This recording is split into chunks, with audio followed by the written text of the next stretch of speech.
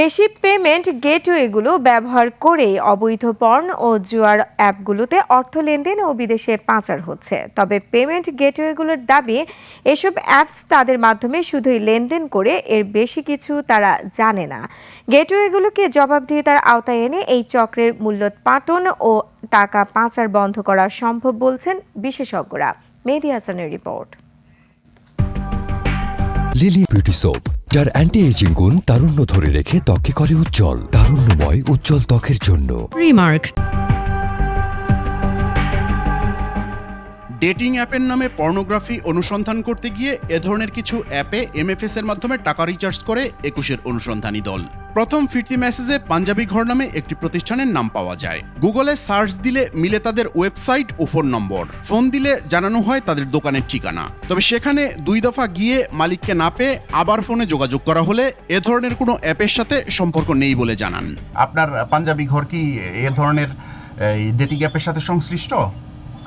না না, আমরা তো হচ্ছে পাঞ্জাবি অনলাইনে বেশি পাঞ্জাবি করতে হয়। অপর ফিরতি মেসেজে সফটেক ইনোভেশন ও আমরাপের নাম পাওয়া যায়। গুগল সার্চ করলে প্রতিষ্ঠানটির ওয়েবসাইট ও ঠিকানা পাওয়া যায়। সে অনুযায়ী তাদের উত্তরার অফিসে গিয়ে আমরা মুখোমুখি হই প্রতিষ্ঠানটির ব্যবস্থাপনা পরিচালক ইশতিয়াক সারোয়ারের। মেসেজটি তাদের প্রতিষ্ঠান থেকে গেছে মানলেও ডেটিং অ্যাপের সাথে কোনো সম্পর্কের কথা অস্বীকার করেন তিনি। আমাদের প্রতিষ্ঠানের নাম আসার কারণে এটা কোনো একটা মার্চেন্ট আমাদের সার্ভিস ইউজ করছে, এটা আমাদের না। মানে আপনার আমার পেটা ইউজ করছে? হ্যাঁ হ্যাঁ, কোনো মার্চেন্ট আমাদের প্রোডাক্ট হলে আমরা তো জানতামই, আমাদের প্রোডাক্ট হলে আমরা তো বলতামই। আমরা কোনো ডেটিং অ্যাপও বানাই না, এরকম কোনো কিছু করিও না। পর্নোগ্রাফি ও জুয়ার মতো অবৈধ কাজের সাথে জড়িত কোনো অ্যাপসকে কেন তার পেমেন্ট গেটওয়ে ব্যবহারের সুযোগ দিয়েছেন, এমন প্রশ্নে কৌশলী জবাব তার। ওই মার্চেন্ট যদি ওই টাইপের কোনো কাউকে যদি সার্ভিস দিয়ে থাকে তাহলে ওখানে আমি তো সার্ভিস দিতে পারার কথা না, কারণ যে অ্যাপ পর্নোগ্রাফি প্রমোট করে এবং জুয়া প্রমোট করে বাংলাদেশের আইনে সে বৈধ হওয়ার কোনো সুযোগই নেই। রাইট, অবৈধ অ্যাপকে সে সার্ভিস দিবে কি করে? হ্যাঁ, সেটা এখন আমাকে তাহলে দেখতে হবে, যে কারণ এটা আমি নিজেও জানি না কোন মার্চেন্ট আসলে অনবোর্ড হয়েছে। সাইবার সিকিউরিটি বিশেষজ্ঞরা বলছেন কোনো অবৈধ প্রতিষ্ঠানকে লেনদেন করতে দিতে পারে না পেমেন্ট গেটওয়েগুলো। এখন সবসময় আমাদের পেমেন্টগুলো চিন্তা করে যে আমার পেমেন্টটা নিশ্চিত হবে কিনা, সেটাই তাদের একমাত্র বিচার্য বিষয়।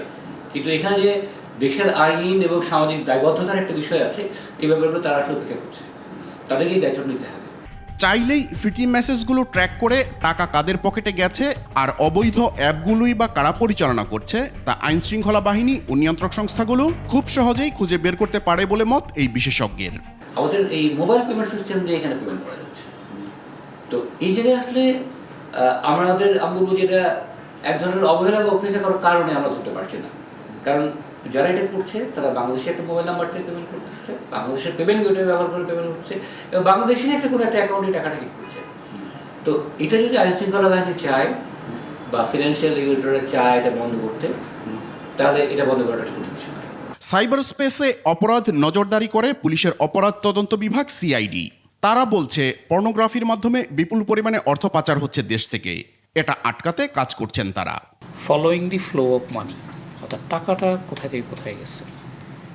যদি আমরা এই টাকার অরিজিনটা পাই এবং আলটিমেটলি এই টাকার বেনিফিশিয়ারিকে সেটা পাই, তাহলে জিনিসটা পিকচারটা ক্লিয়ার হবে।